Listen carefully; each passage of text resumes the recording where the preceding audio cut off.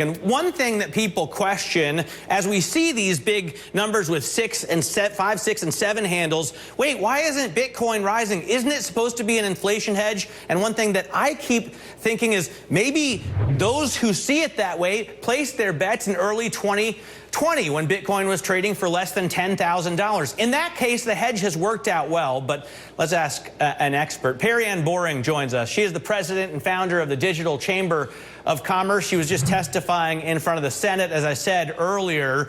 Perianne, what do you think about, lately, especially as Bitcoin on a day-to-day basis seems to move in parallel with risk assets, the idea that it's an inflation hedge seems to be thrown out?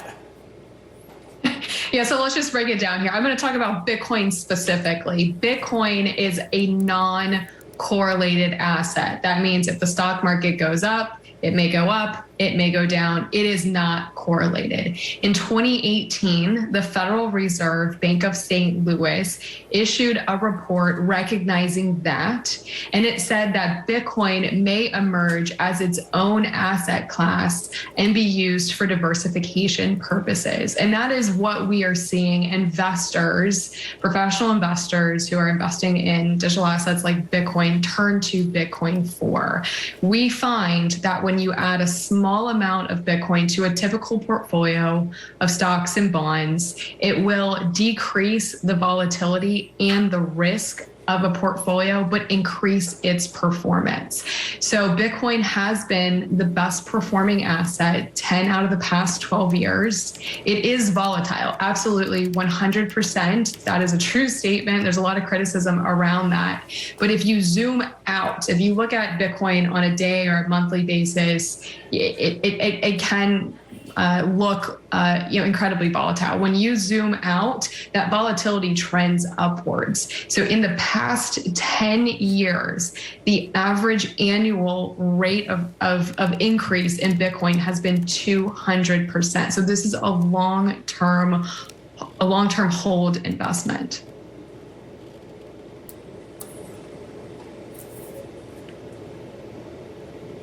And so, Perianne, the volatility, obviously one of the subjects that we were watching on Capitol Hill, and as Matt was alluding to, you have obviously been talking to lawmakers about the road ahead for cryptocurrencies. We're wondering about the regulatory roadmap, and you faced a number of questions, people just wanting to get more information on the story of crypto. What was your takeaway from those conversations you were having on Capitol Hill? Yeah, so on Wednesday, yesterday, the Senate Agriculture Committee held a hearing examining digital assets. The Ag Committee oversees the Commodity Futures Trading Commission. The chair of the CFTC, Chair Binham, testified as well. One of the key issues that was discussed and is being debated amongst the policy community in Washington today is the oversight of the digital asset spot markets and who should have jurisdiction over that part of the market. So from my opinion, I would argue that the spot markets are already regulated. So one of the topics we walked through in the hearing was what the regulatory landscape looks like. There is no lack of regulation. There is some understanding that these are unregulated industries. These are unregulated markets. That is not true. They are regulated, but there is regulatory fragmentation. So you have IRS who's regulating this as property. You have FinCEN and DOJ who oversee criminal statutes in the implementation of AML, KYC, anti-money laundering provisions from the Bank Secrecy Act.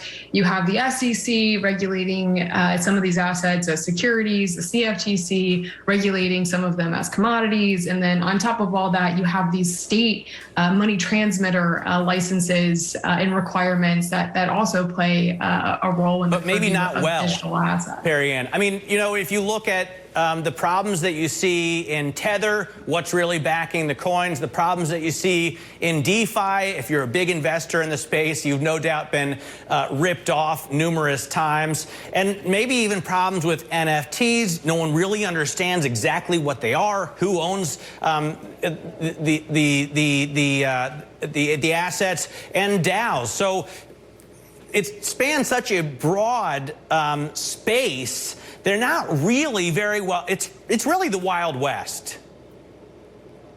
I don't agree with that statement. This is not the Wild West. This is an incredibly innovative technology ecosystem. And you bring up a lot of different topics from stablecoins. There was also a hearing on Tuesday in the House Financial Services Committee about what the future regulatory environments should stablecoins look like. You mentioned Tether. Tether is not a U.S. company. They're outside of the reach of the policymakers in the United States. And the concerns people have about stablecoins, in my opinion, are vastly overblown. The majority of U.S. companies who are operating stablecoins that are backed 1-to-1 to the dollar, they're not leveraged. And they're backed fully by cash equivalents in reserves. So these are important conversations, but we have to break it down into different types of innovations in this space and ensure we have the appropriate regulatory oversight that does not harm innovation. And that's a big part of our message of this regulatory fragmentation is not helpful. It's really holding back American global competitiveness. If businesses do not understand the rules to the road, if they do not have clear guidance, if they don't understand who the lead regulator is in particular areas of this ecosystem, it's really hard to operate a business here.